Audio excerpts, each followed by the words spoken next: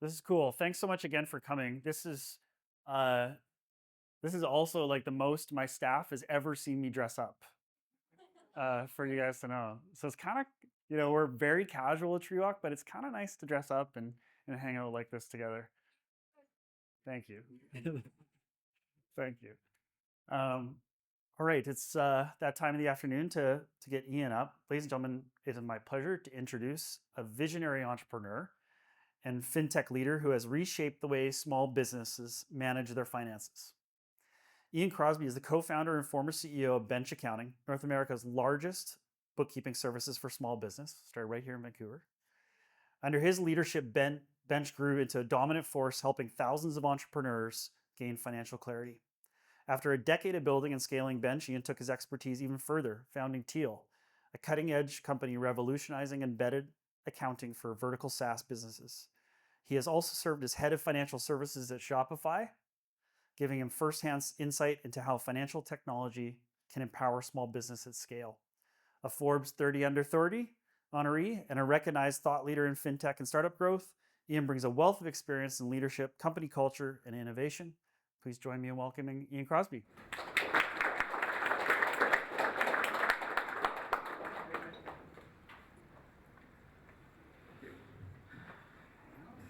Great to see you, Alex. Thanks for coming.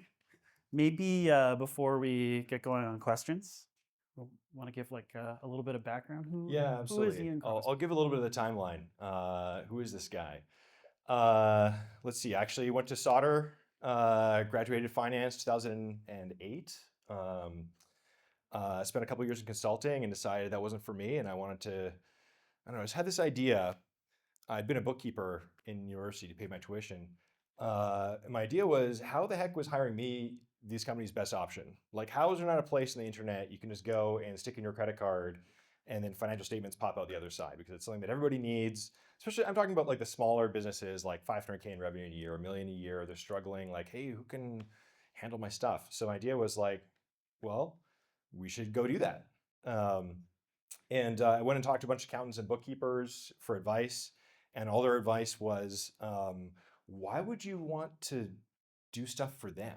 Like, those are the worst customers ever. Like, they can't pay you. They're going to complain about everything. They're going to be super flaky. Why would you want to serve those people? So then, I don't know, this is my kind of my personality. As soon as someone tells me something's not a good idea, I'm like, that sounds like the perfect idea. Because it's like, hey, well, if everyone else doesn't want to serve these people, then what if someone actually decided like, hey, I'm actually going to be the one that sort of nails it for that group of people? And then sure, there are all these challenges, but there's got to be some kind of business there. So um, I quit my job, abandoned company, grabbed my two best friends. We didn't really know anyone in tech or what we were doing, but just sort of like headed out on this journey. And that was about 2011. Got into a tech accelerator called Techstars in New York. Went down there, got funded. Then we actually moved the company back to Vancouver because we realized, well, hey, if this thing takes off, like wherever we choose our headquarters to be, we'll be living there for the next 10 years. So where do you want to live? And we actually picked Vancouver, as most of us were Canadian.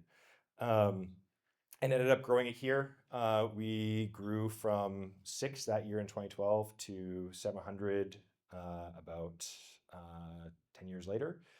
Um, and then we can talk about some of the spicy stuff. So, Definitely. uh, we got to this point, we grew the business to this point where in about 2021, we were at a crossroads. So we'd had an acquisition offer from a leading fintech company for about $250 million US. And we'd raised about 50 million at that point. So that would have been like a 5x return on capital where it's, this is not like a Facebook situation where it's like, oh my God, they're billionaires or something. But like, about 40, 50 people would be walking away millionaires. It's a good outcome for everybody. Um, but we also had this other idea, which was, well, there's a reason that this company wants to buy us, which is, if you can fuse banking and accounting together in this unique way, then you can build something that's really strategically interesting. Um, so instead of taking that acquisition offer, we ended up raising a Series C, $70 million Series C round of fundraising. which will go down as one of my biggest mistakes in my career, because I was out as CEO about 6 months later after a board dispute, and then about within 3 years, the company had unfortunately been really mismanaged and went bankrupt very publicly a few months ago. Where if you look at the bankruptcy filing, the company had about like $10 million in assets and $135 million in debt. It's not really a place you want to be.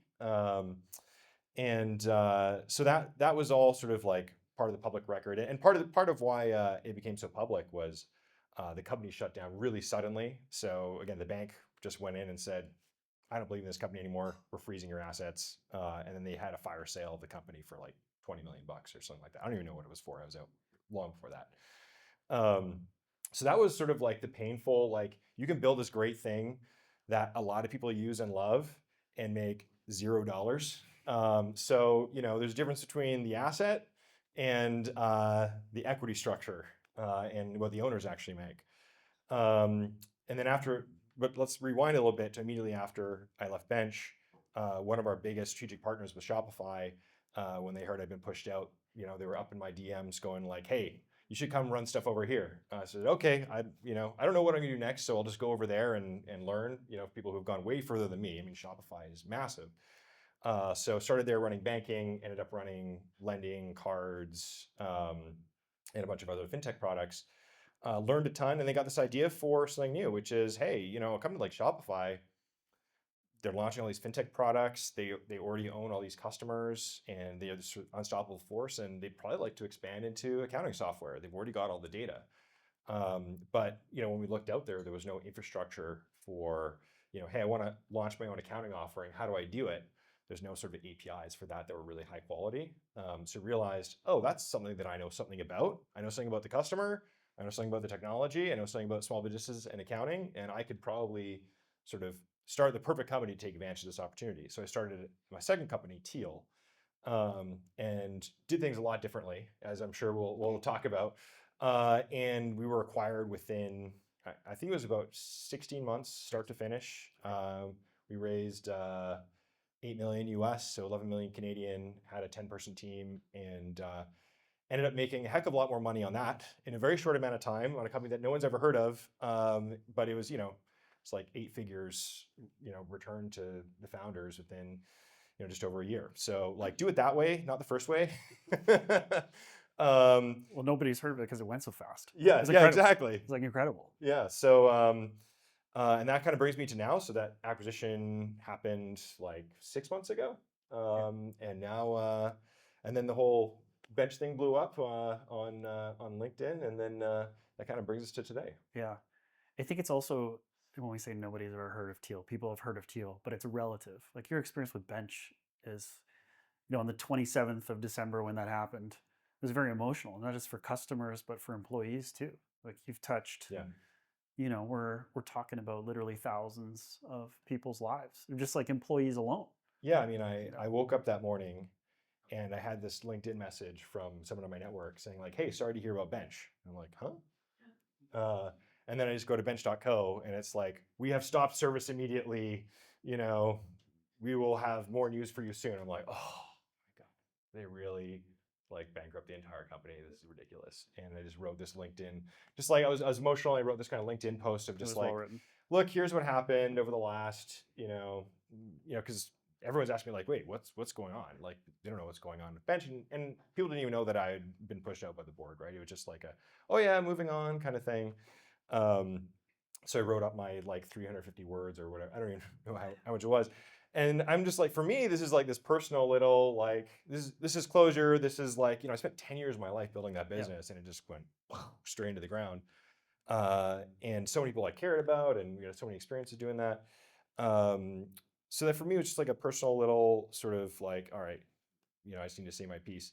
And then it went super viral, Yeah. like crazy. Like I had, VCs from San Francisco I hadn't talked to for 6 years going like, "Can you give me the inside scoop?" I'm like, okay, this has gone a little further beyond, like, "Hey, we were all at dinner today talking about bench. Like, can you give me like the direct answer?" And Anybody ask you to build it again? um, anyone asked me to build it again? Like, would you do it again? No, I would not do it again. No, because as we mentioned, I've learned a lot, right? And there's just Okay, we'll get to that. What there's about the hard way and the easy way, and I'm firmly committed to the easy way now, because it's just like it's just better for everybody. okay, let's get to that. The Crossroads part. Can you talk about that? Like, what would you like? The company clearly went down a path that didn't work. Yeah. Oh, Like you mean the Crossroads with like the after board. I left or before I left? Like when we talk, when you mentioned, you said the word Crossroads Oh with yeah. the board. You were 6 months Yeah, in where we after the decided not Series to take the C. acquisition. Yeah, and then where did they go astray? Do you think there's something from a management perspective that you would have done differently, or was it just Yeah, just I mean a talk? couple high level points. I Yeah, don't want to sort do of that. get into the too much into the he said she said, but I want to get into it a little bit. the reality is like we raised Series C on this idea that we were going to launch banking. Like this is all part. If you just look up the Bloomberg article, Yeah, like it's all in there. Um, and then so turn down acquisition, agree on this fundraising in like call it April, right? We closed the round in about July, and by sort of October, November, we're like 2, 3 months out from launching this thing. And a bunch of board members start getting cold feet and don't want to do that. And I just was powering through, going like, too bad. This is what you signed up for. yeah, And I'm the founder. I'm doing this thing for 10 years, and I'm not really going to take advice from you. You've never done this before, which that was something I could do when I had board control. yeah, But in that Series C, I lost board control.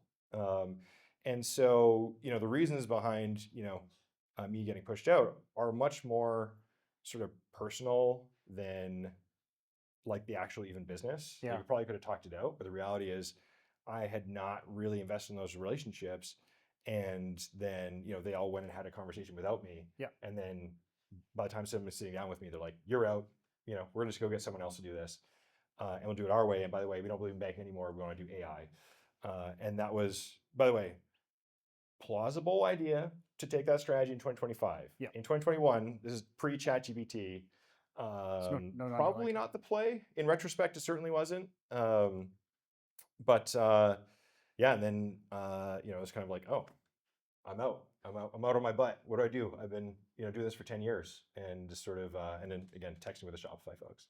Yeah, which Um, is an incredible transition to move to there to there. But before we move on from that point, there's probably, I know I've already talked to some people in this room, there's some founders in here. mhm. There's going to be, if they're not already. And I met some entrepreneurs already. Like if for the tech scene in Vancouver, it's still pretty small. And I don't know if there's, enough mentorship. What would you say to folks that are considering taking money? How should they be thinking about that? What should they read or do before they Uh, take a Series A or yeah, get some mentors yeah, for sure. So a lot of founders take advice from VCs. That's like a sheep taking advice from a wolf. So um, it's not. I would say not advisable. yeah, Um, because ultimately, the VCs, um, they have a job to do. It's to make as much money for their LPs as possible. And there are some, I'd say 10%, who are really good and see the job as sort of like a win-win, and like, let's help the founder win and we'll win and everyone's going to win and that's great. But most of them are thinking about how much this company can I get?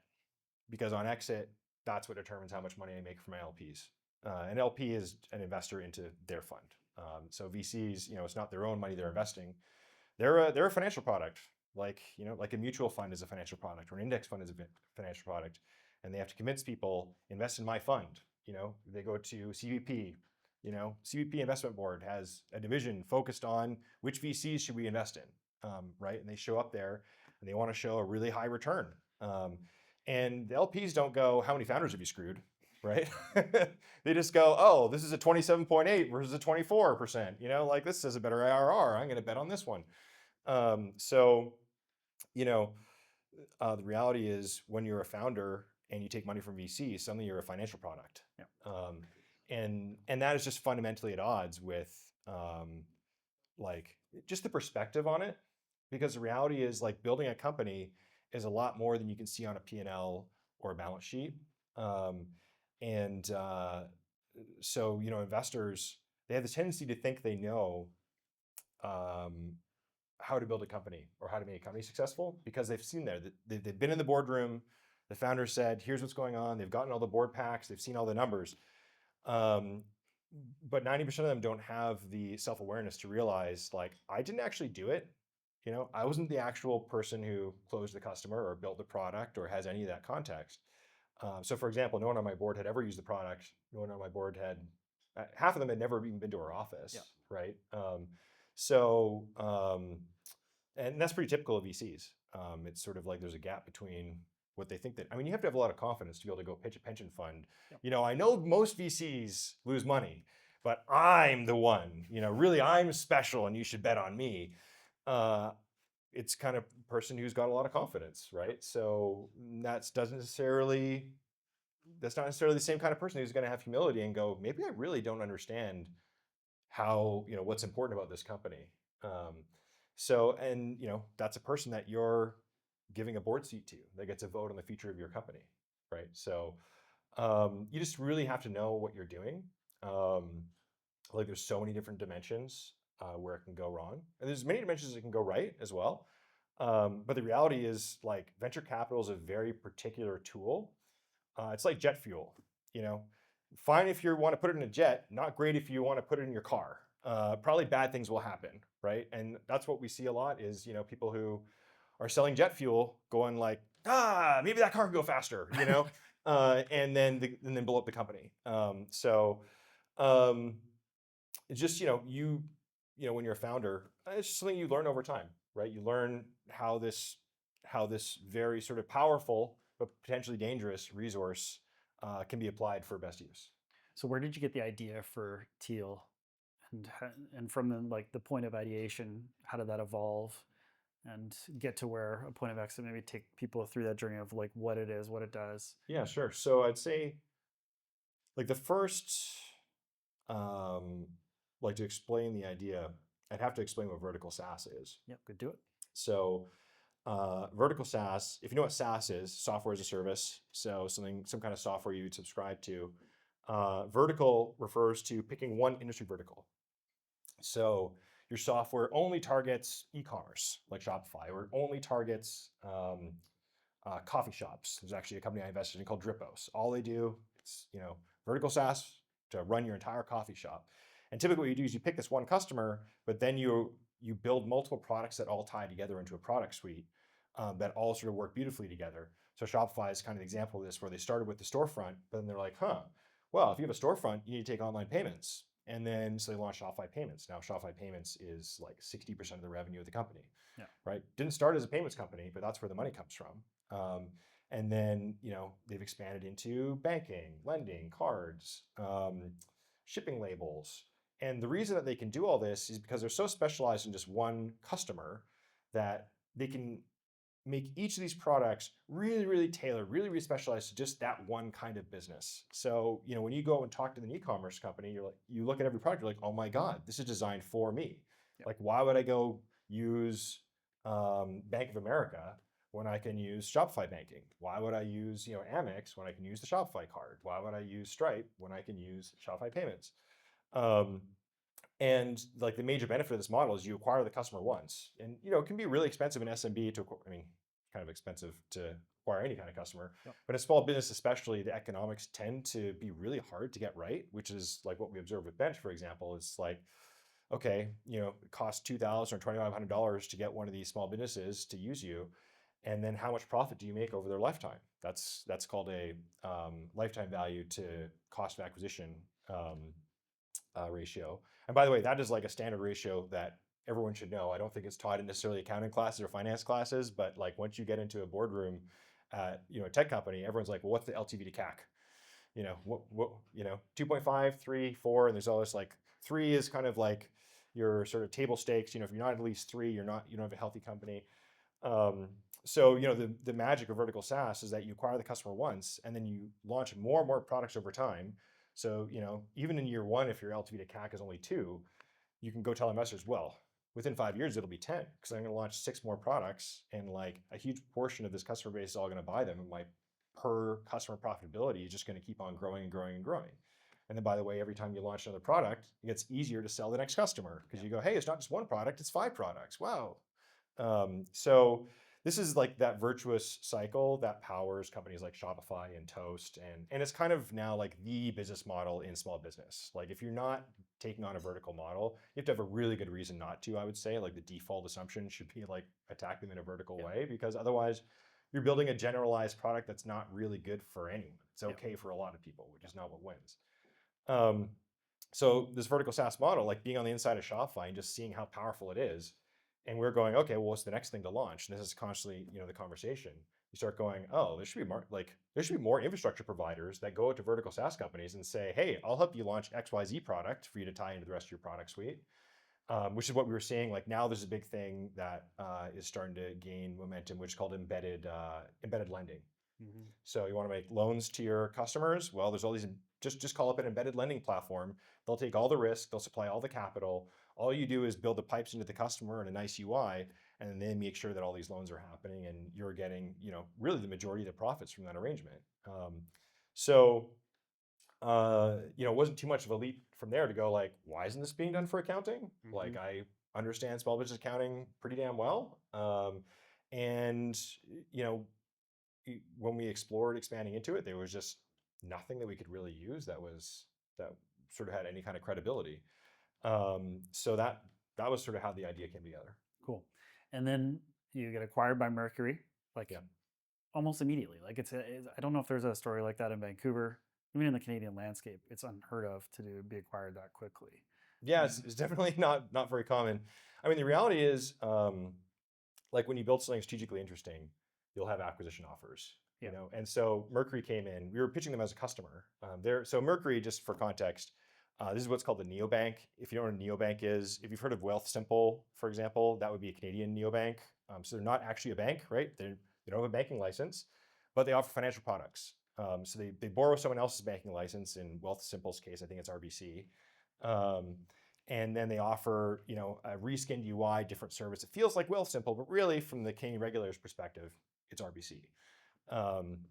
So in the U.S., like U.S. companies like Brex and Ramp and Chime have sort of really pioneered this model.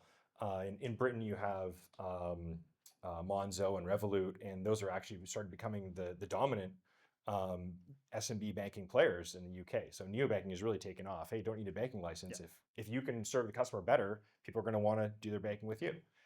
Anyway, that's a little context on Mercury. So we were pitching them as a customer, and along with many others, and they said, "We like this so much, we don't want anyone else to have it." Yeah. And I said, "Well, that's nice, but like we're doing just fine. Like we've got years of cash, we've got like lots of excited lineup of customers," and they just like put an offer on the table that was like, "Okay." And then now I'm consulting, helping them sort of build a next generation accounting product which integrates banking and accounting. Oh, how about that? Back to the original idea.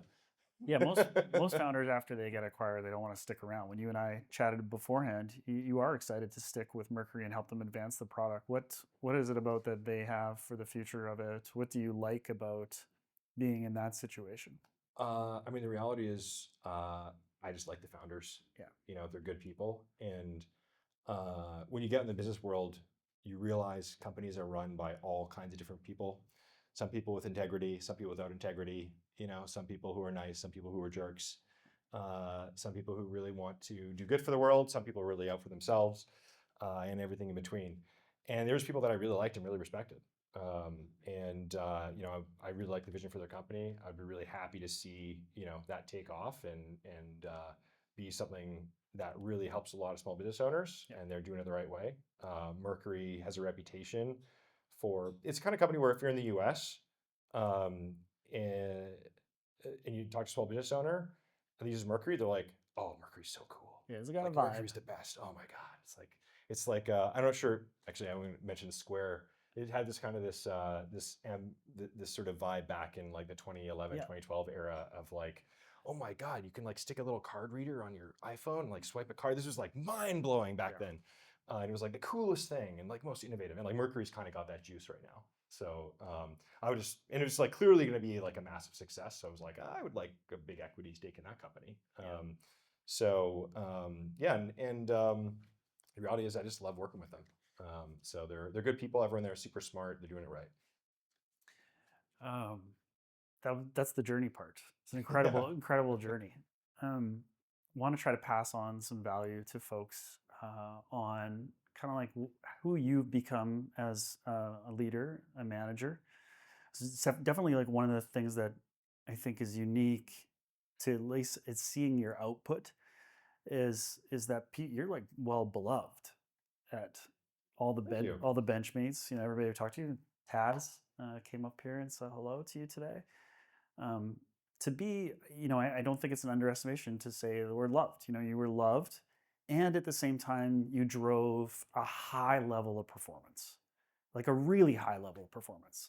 Like we're talking, this was the biggest bookkeeping firm in North America, and then you go to Shopify, then Teal, and an exit like that. Um, how have you found that balance? Like, how has it changed over time? Like, how do you do it? How do you create a culture where people care about you and everything that you're up to, and also just obviously care about getting high level of results? Um, well, I think uh, there's a few things. First off, you can't care about being liked. You start doing that, you start making really bad decisions. You start optimizing for what will make people happy in the moment versus what's going to create a great environment, um, which is kind of paradoxical. Because you're liked. Um, like my style, I think it just like the reality is, um, you're not going to make everybody happy, and so you're better off creating a very particular kind of place that a certain kind of person really loves that they can't find anywhere else. It's same for products, it's same for cultures.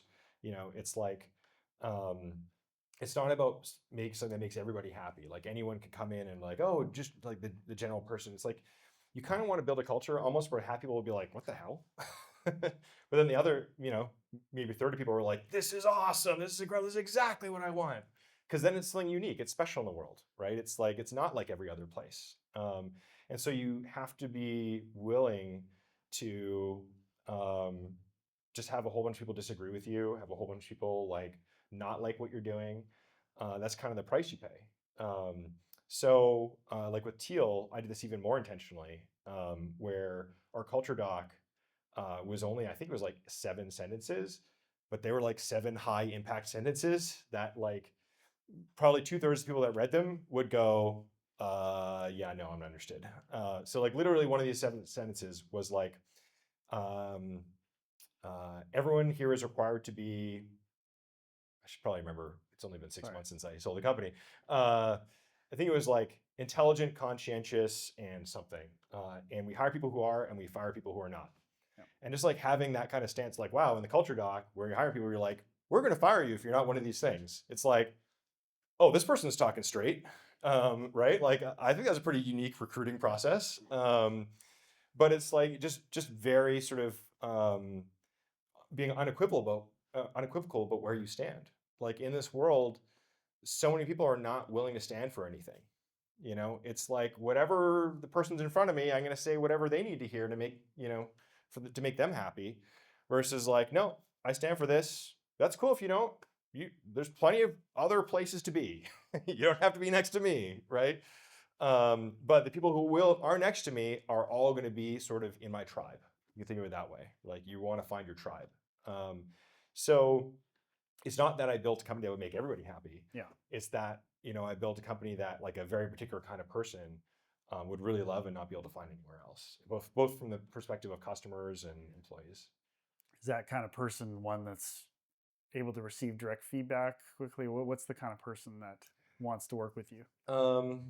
People who really want to do a great job, who want to push themselves, um, like that kind of person, if like mostly they find themselves in environments where they're with a whole bunch of other mediocre people Yeah. and they're not recognized for their efforts and they're kind of like not allowed to do things because there's this like safety tape on everything in the company Yeah. because like someone at some point 7 years ago screwed this thing up, so we got to make sure that like that never happens again. Yeah. And then like more and more that starts happening, and sort of like agency is removed from employees where it's like we got to protect you from making mistakes, right? Versus the approach of well, actually we're going to give people a ton of freedom, and maybe 10% of them are really screwed up, but that's okay because the other 90%, it's like because they didn't have these guardrails, they were actually able to really excel and really sort of exert their freedom and agency to do something that is sort of very abnormal. So I'll give you the bench example,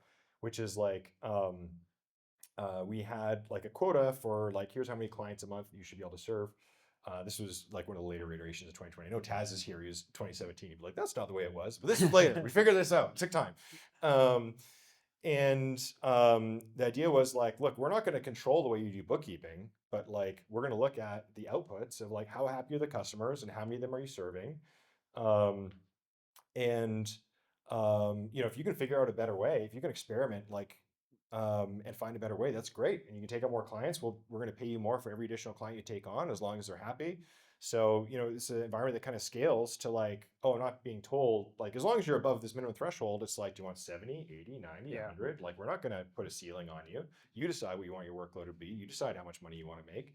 And you figure out like innovative new ways to be more efficient. And we just like observe the top 10% of people who were like, remember this one person, Katie, who like, bought this like this USB plug-in like calculator thing for her laptop so she could just like type faster, the numbers faster. It was like Yeah. better. And then it's like she's getting better numbers. Then everyone started looking at her going like, can I get one of those? And we're like, okay, well, I guess we're start ordering this, right? And we started learning from like the people who, when you give people the freedom and they innovate, then you copy the innovation. You just have to observe. Like you don't need to come up with everything yourself. Just come up Yeah. with an environment where people are allowed to innovate, and it's kind of like self-evident who people want to copy. You don't need to even give orders. It's like, oh, you want to learn how to be more efficient? I mean, take a look at what Katie's doing, right? Yeah. It's like the numbers speak for themselves.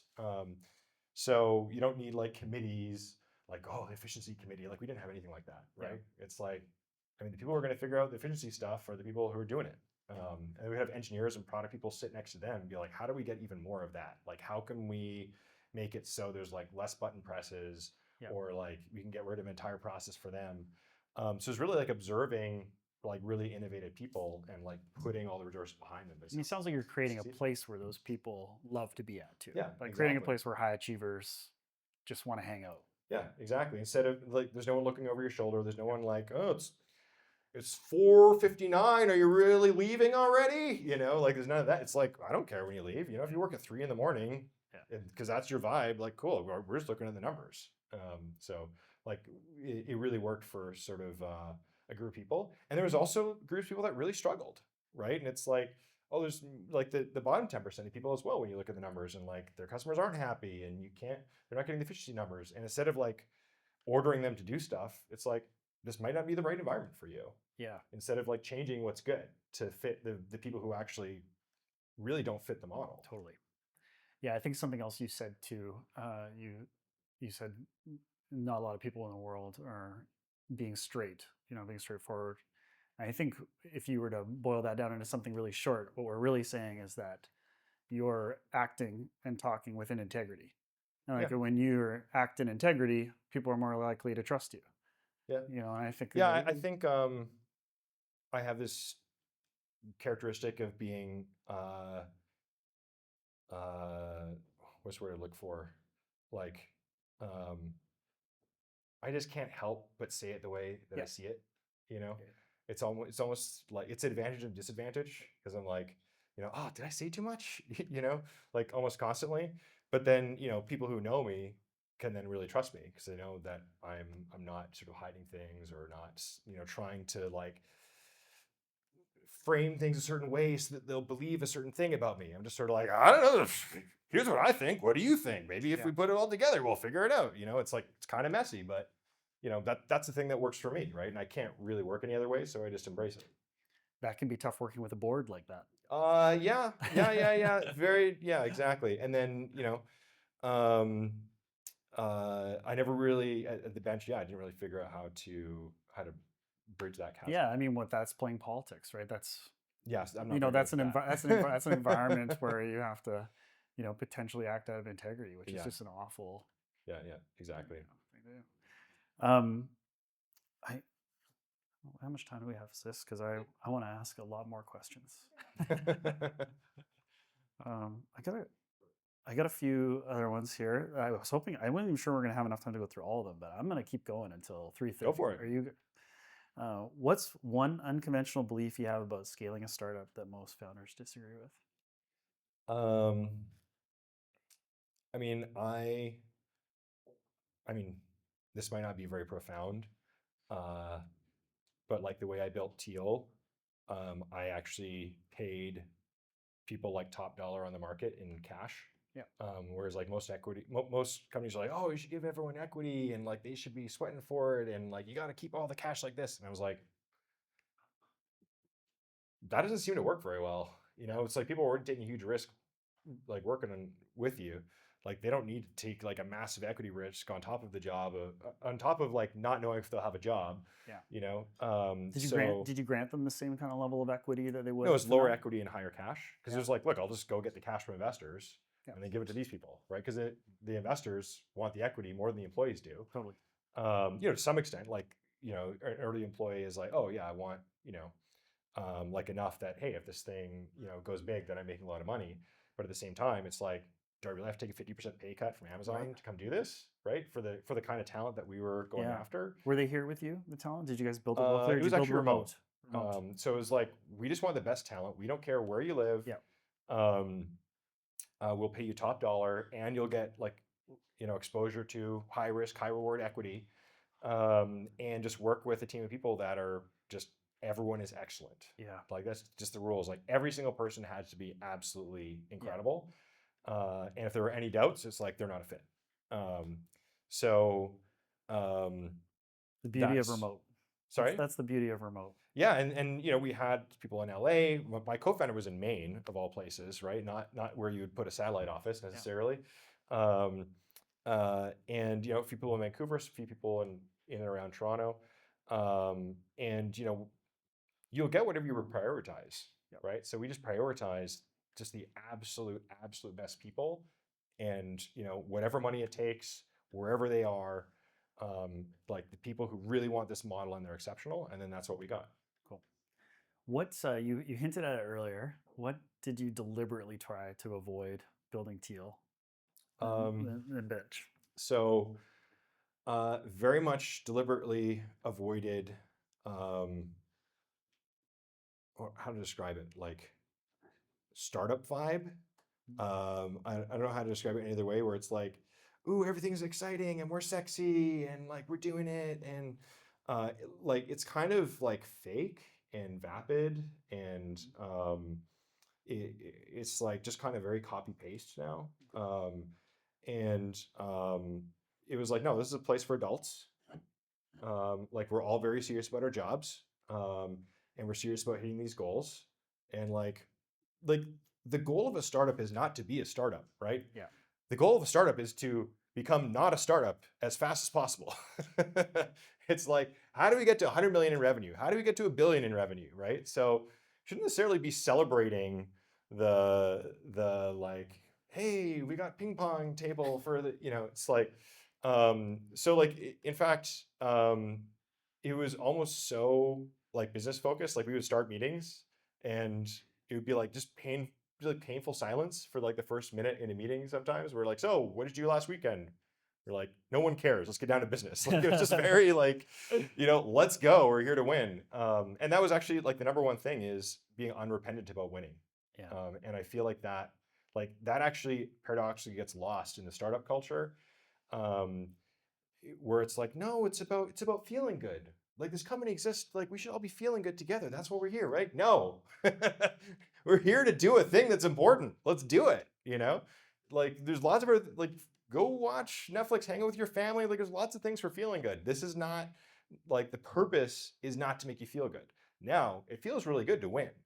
If you're with really good people and you have a great rapport, and like you come in and like, oh my God, we crushed it again. This is awesome, right? Like you create that awesome environment by not trying to create it. You just get it by winning and like building something that's fit for purpose. Whereas like a lot of it is, and I don't want to bash bench too much because it's like we did a lot of good stuff there too. But like the culture page was like 10 documents long. And it's like no one could remember everything about the Yeah. culture. It was so flowery and so fluffy and kind of like a lot like we had this, I remember this one principle we had at one point, which was people are everything. And it sounds like a great principle. Oh my God, does people really care about people? People are everything. The problem with a statement like that is that anyone can look at that and make up their own version of what that Yeah. means, right? So we had like probably 30% of people come in and it's like, oh, people are everything. Oh, so I'm everything. Oh, so you really need to take care of me, And like, oh, you like, I didn't like what the snacks were like in the kitchen this week, And it's, well, people are everything. Where are my snacks, And it's like, oh, what? Why, Like so many different people can perceive things differently and take things on differently. Like I think it's one of the biggest things I've learned about leadership is there's so many different kinds of people, and most of them will actually not think the way that you do, and you will be surprised when you actually, you're like, that's what you took from that? Like for me, like people are everything meant like it's all about who you have. Like it's all about the talent. If you have good talent, then you can make it to the Olympics. If you have bad talent, there ain't nothing else you can add to that equation where you're getting to the Olympics. Like it really comes down to talent, folks. Right? That's what that was supposed to be. It was almost supposed to be like Yeah. hard hitting, like don't let shitty people in here. Yeah. The people are everything, right? Um, but uh, so at Teal, it was like it's so short. If you can't remember it, we would review it like once a month. Hey, just reminding everyone, here's a culture. Anyone have any questions? No. Yeah, just read it out together. 5 minutes. Yep. Yeah, it makes sense to me. It makes sense to you. Okay, cool. Let's go on. And like we've reviewed the entire culture doc in like 15 minutes painlessly, and everyone remembers it. And then if you ever see anything that's out of line with that, someone would go like, "This is literally 7 sentences, and we're not doing one of them."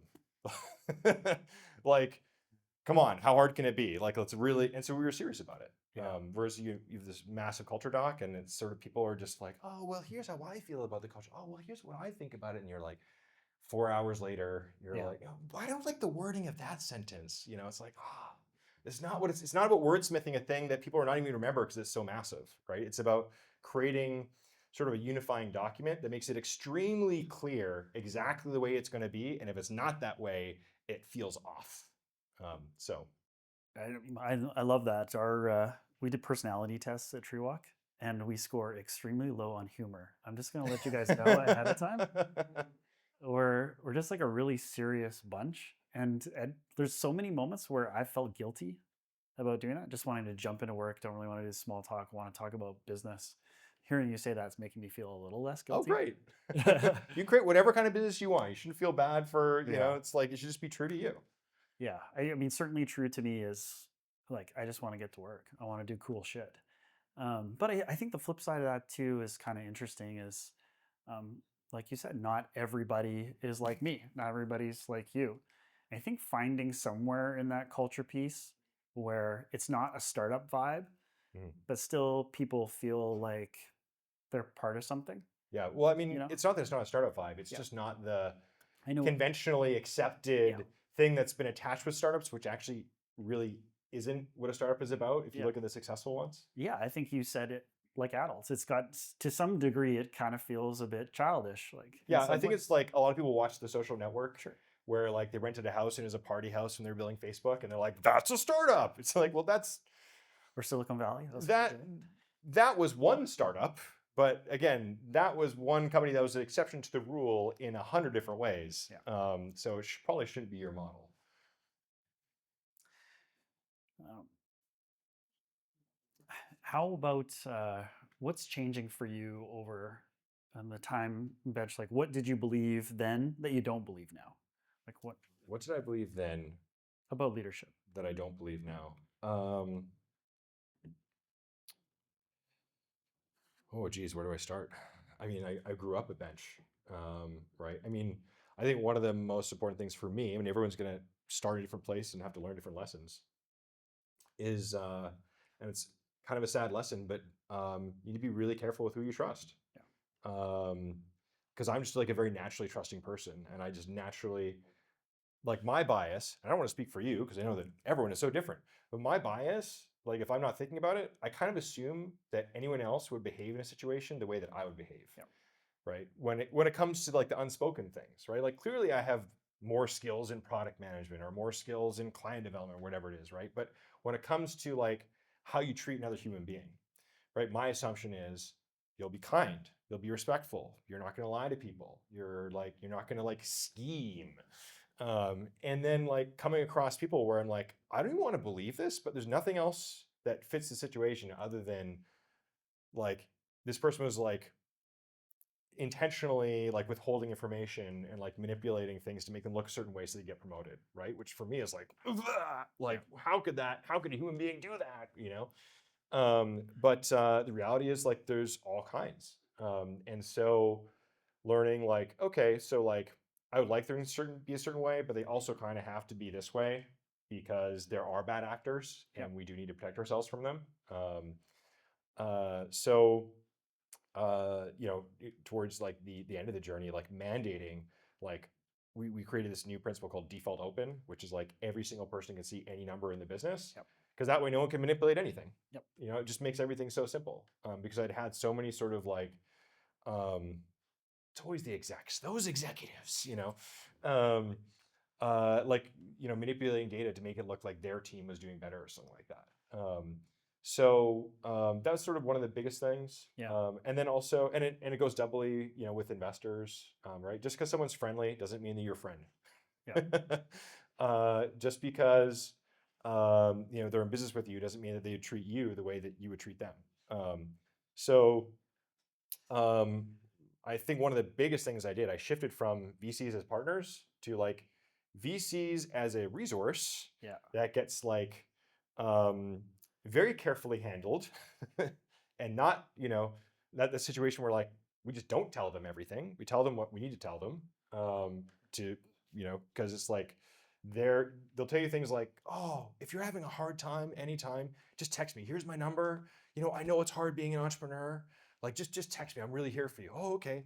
Hey, I'm having a really hard time with an executive. Oh my God, I can't believe you made a mistake that stupid. Well, wait, what is it? That's not what I would expect from someone who told me that they'd have my back, right? And then, bringing that stuff up at board meetings where you're like, it's hard. Entrepreneurs are going to make mistakes, right? And so like learning, like, and I think VCs, they don't even know that they don't mean it when they say it. Like, I think it's not like they're like, haha, I'm going to tell him that I'm on his side and then really not be on his side. Haha, I'll get him. It's like, they don't even know what being on an entrepreneur side means. They've never been an entrepreneur before. So again, it's not like protecting yourself because they're out to get you. It's protecting yourself from people who just quite frankly are ignorant. Like being an entrepreneur is kind of a special role where it's really all on you. There aren't really any other roles that are like that, where it's like it really begins and ends with you. A VC role is one where you have a lot of opinions and they don't actually get tested. Because you can be like, companies need to do this and companies need to do that. But you've never actually had to put your money where your mouth is in that respect. You put the money there, but then someone else did it, right? It wasn't like you doing it and experiencing what it's like. Okay, So I got a couple more for you. Go for it. And then we're done. I want to talk about what you have recommendation for students. But first, there is a huge AI movement. Things are moving quickly now. How do you think the role is for the traditional accounting firm? Where do you think it's going? How do players like TrueWalk fit into that framework? What about students that are going through and getting their CPA program? Like, how should they be thinking about where accounting firms are going today, which is really the primary source of developing CPAs? That question really plays out sort of very differently in different sizes of companies. So for example, if you look at the small end of companies, like where Bench plays, where these companies can't pay a CPA firm, what it does is it makes it cheaper to serve them, so that actually you might be able to do things like acquire a company earlier than you otherwise would and grow with them, because you can actually serve them efficiently at the small end because the tools are now so efficient where it is like much less manual labor. At the higher end, like say like audit, for example, like obviously there's gonna be a whole suite of new tools to learn and use. And like the underlying data is gonna be so much better. Like you're not gonna be doing things like, does this cash rec match? Yeah. Like that stuff should just be like you walk in on day one in the first 5 minutes, you're like, well, that matches. Yeah. You know, what's the stuff that doesn't match? And but really, um, I'd say the other piece is like with better numbers, the job becomes much more about interpretation um, than about just getting the numbers right. So, for example, um, I don't know about you. I'm not sure what they're teaching in business school these days. But when I was in business school, no one ever taught us about lifetime value and customer acquisition costs and the relationship between those two. They didn't teach us about customer acquisition payback. They didn't teach us about all these things that if you actually like the CFO suite of tools, basically, like if you go look at a board deck. It's all these numbers that they don't even teach you in business school.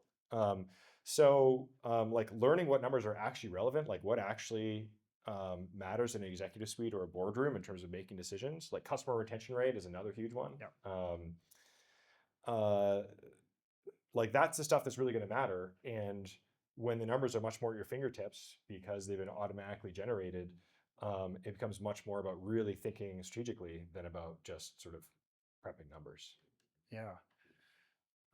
Maybe just to finish it off, when you were going through university, you said you hustled doing bookkeeping work. What advice do you have for the students in the room? What should they do to kickstart their career? What can they do to get going right now? I mean, other than working for Tree Walk, obviously, this is the number one thing you can do. Even before they get to me, you're in university again. What would you be doing? I mean, I really hesitate to give advice. I will give advice, heavily qualified advice. What would you do for yourself again? But what I would do for myself, I mean, what I did, like I kind of just threw myself at everything. And like I actually, so my dad actually was a solo practitioner lawyer, and I would actually ask him to like let me sit on some board meetings. And then I would like write notes, and then I would like pitch the company on like some ideas that I had. And one of them actually hired me for I don't know like a 10 or 20 grand engagement. And of course that just taught me so much. So it's really like just like getting involved in like everyone has a network. Like networking events, by the way, are not your network. Yeah. Like this is a bunch of people that you know skin deep.